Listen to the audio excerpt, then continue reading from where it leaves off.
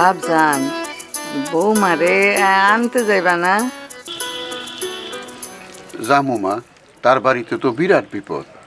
তার বাপে স্ট্রোক করছে, এক হাত এক পা অবশ, কথা কইতে পারে না। তারে ধরে উঠাইতে হয়, বহাইতে হয়, খাওয়াইতে হয়। বাইতে মা তো একলা, একলা মা এত কিছু সামলাইতে পারবো? বড় ডাক্তার স্যারে কইছে মা, সেবা যত্ন হইতেছে এই রোগীর অত্যন্ত জরুরি বিষয়। অসুবিধা নেই মামা, আমাকে তো চলতেছি, লেখাপড়া করি, গান করি, রান্না বান্না করি, নো প্রবলেম। আচ্ছা মামা, নানি একটা কথা কইল, মামি নাকি কানে শুনে না। আয়শা, অসুবিধা নাই মা, কথা তো সত্যি। তোমারে ঘটনা খুইলা কই, যখন সিদ্ধান্ত নিলাম বিয়া করুম, এক ঘটকে খবর আনলো গাইবান্ধার থানাপাড়ার টিপু মিয়ার মেয়ে নাকি দেখতে খুব সুন্দর।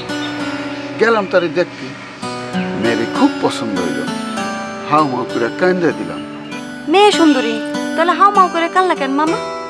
মার কথা মনে হয়েছিল, মাই তো আন্ধা, আমার এত সুন্দরী বউরে সে জীবনে চোখে দেখতে পারবো না।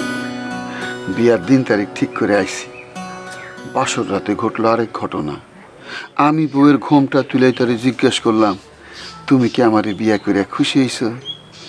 হ্যাঁ, কোনো কথা জবাব দেয় না, ফাঁক করে চাই রইছে। আমি কইলাম, তুমি কি আমারে বিয়া করে খুশি হয়েছ? হ্যাঁ কয়, আমি খাইছি। আমি তো হোঁচট খেলাম, কিরে আমি প্রশ্ন করি কি, তাই উত্তর দেয় কি? নিজেরে সামলাই নিয়ে আবার প্রশ্ন করলাম, তুমি কি খুশি হয়েছ?